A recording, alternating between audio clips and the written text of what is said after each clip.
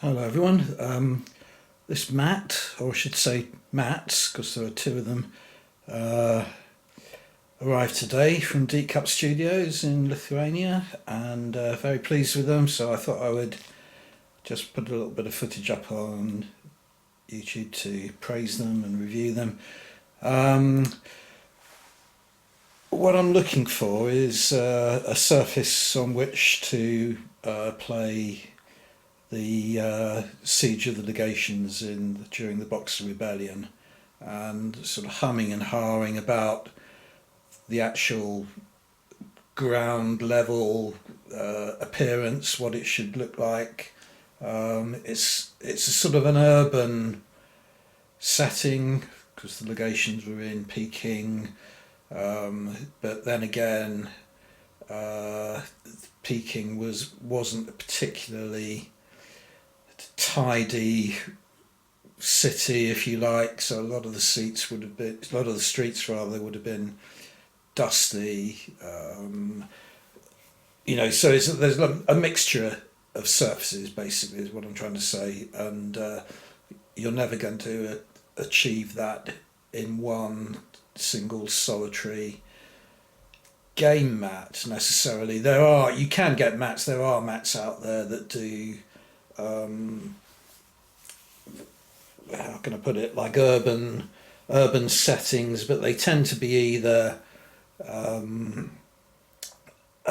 fantasy or modern settings. There's nothing really entirely suitable for what I wanted. So I thought I would settle on the cobblestone surface. So let me just zoom in a little bit so you can see. So I think that's a nice kind of compromise between all the various textures that I want, the appearance I want, because on that I can lay down templates and buildings and gardens and all kinds of things, and it will give it'll be the kind of substrate, if you like, for all the buildings. So this is what I wanted. I It's custom made for me because I wanted a double-sided mat. On the other side, I've got another design, which I'll show you in a moment. And I wanted it to be 6 foot by 5, which is my table size. And they only do custom mats in up to 6 foot by 4. So what I did, as I said earlier, this is actually two mats. There's a divide somewhere. They're quite flush, so it's a little bit difficult to actually see where it is. So that's good. So there are two 6 foot by 2.5 feet mats here, and where that divide is down the middle is going to be the approximate kind of spot where the canal is going to run. So I could either put down one of the Deep Cut Studio strips of the sort of river, or over that to hide the join, or I could just simply put a water surface mat down underneath these two and then just slightly separate them. So there's a nice straight canal represented going down the middle, which is probably the better of the two solutions, because the strip that Deep Cut Studio do, which while it is very nice, isn't really a canal as such. It's more of a stream or a river.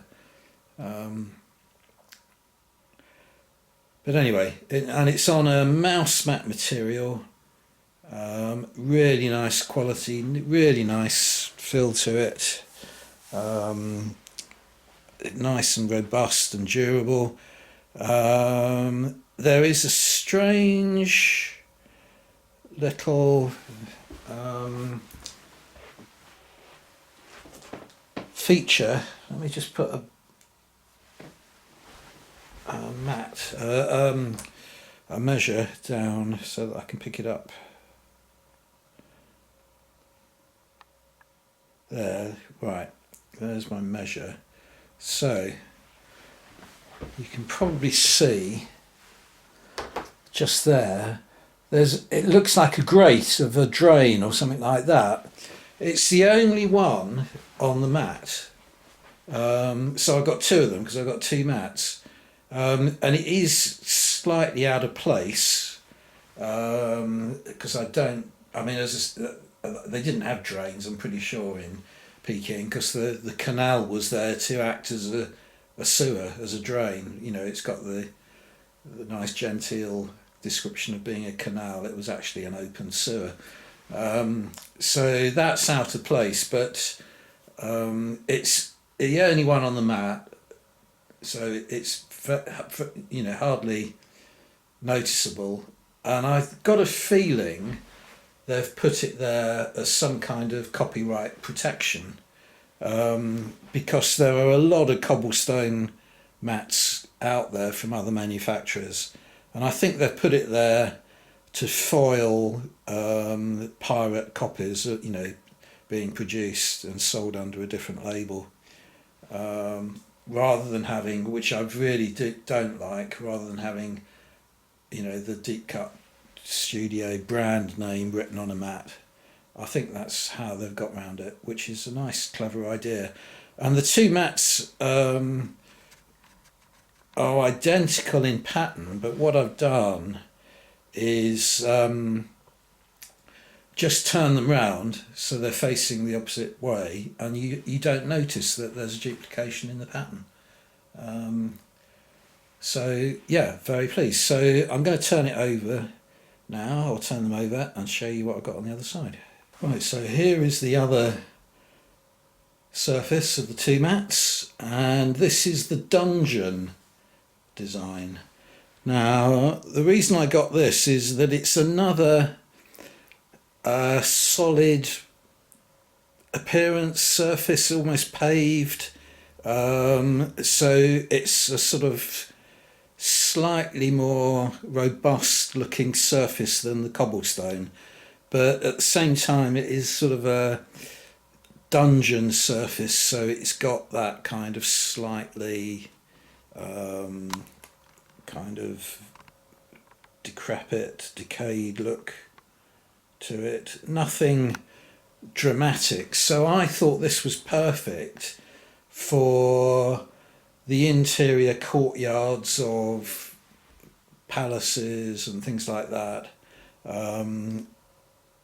It will do very well for inner courtyards and so on. So it will suit the more kind of high-end buildings that might have been in Peking, such as the nearby Imperial Palace or something like that. But it would also do for other games as well, other periods, as the cobblestone will. So I've got some very useful mats here that I can use for a whole variety of purposes. And if you notice with this particular mat as well, another thing that just occurred to me as I was looking at it is that it's a nice squared surface, so you could actually use that as some kind of playing surface in the way of, like a game that requires movement by grid or something. It's almost like a gridded mat. So you could have, well, it's about the size of a 25mm circular base would fit in that quite nicely. So there's all possibilities there for future games that are played, in the sort of board game style. So yeah, that's everything. Really, really nice mat. Really glad I got it. Just thought I would show it off to you and give it a little bit of a review. Thanks very much for watching. See you on the next video.